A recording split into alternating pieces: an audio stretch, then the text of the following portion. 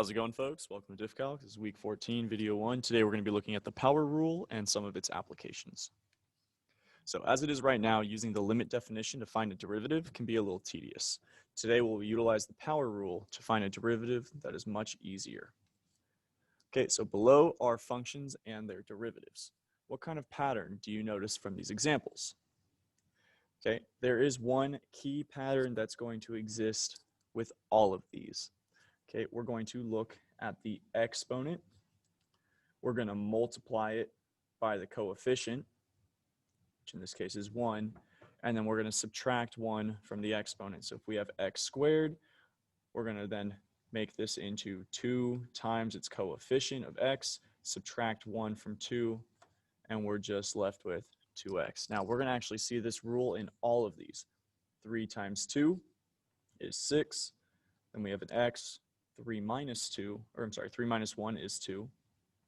Then we're going to have 1 times negative 4, which is just negative 4, and x to the first minus 1 exponent, that's x to the 0, which is just 1. So we're left with 6x squared minus 4. On our third example here, 1/3 times 3 is going to leave me with 1, and I have x, and then 3 minus 1 will be left with 2.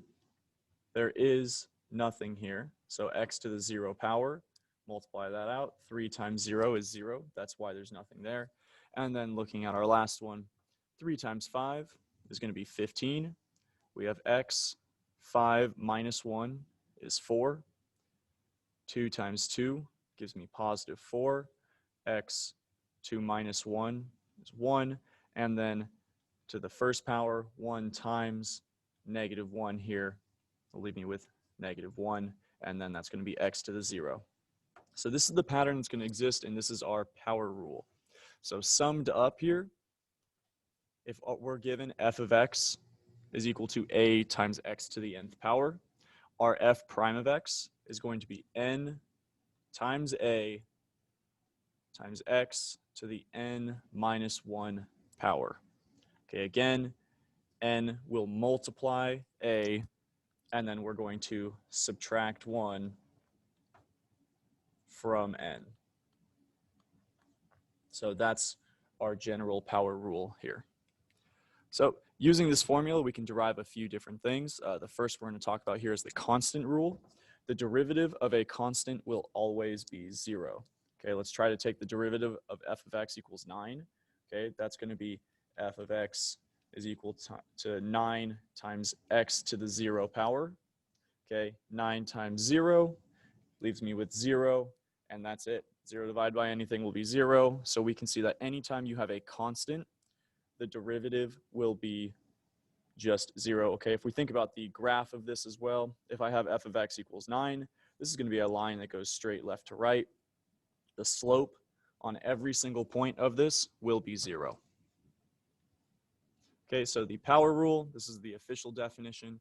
If n is a rational number, then the function f of x equals a times x to the n is differentiable, and f prime of x is equal to a times n times x to the n minus 1 power. Okay, if you'd like to see a proof, there is a proof in your books on page 274 of why this works. So let's go ahead and practice this. Let's find the derivative of these functions. Go ahead and find the derivative of part A. Okay, in this case, we have f of x equals x cubed. So f prime of x is going to be 3x squared. I multiplied 3 by the coefficient, which is 1. Subtract 1 from the exponent, and we're left with 2. Okay, go ahead and try part B here. Okay, now part B, this is a little bit different. I always try to rewrite it. I don't like working with radicals, so I'm going to rewrite it as g of x is equal to x to the 1/3 power. Okay, we don't want to work with radicals like this. Change them to where their exponent is representing that radical. In this case, we can do the same thing. So g prime of x, 1/3 times 1 is 1/3, and then I have x, 1/3 minus 1 is negative 2/3. So I'm going to go ahead and simplify this. So we have g prime of x is equal to 1/3 over x to the 2/30 power. Okay, remember, if we have a negative exponent, we can just bring it down. And if I wanted to take that one more step farther, I can say it's 1/3 the cube root of x squared as its derivative. Okay, looking at our next one, we have y equals 1/x squared. Now again, I don't really like working with radicals or exponents in the denominator. So I'm going to move this into the numerator. So I have y is equal to x to the negative second power. And from here, we're going to be able to find the derivative using the power rule. How do we do this? We're going to go ahead and have y prime is equal to, bring this down, multiply it down, so -2 times x to the negative third. Okay, -2 minus 1 gives me -3. And I'm going to rewrite this so that it's more appropriate. We have -2/x cubed. And that right there is the derivative of this function.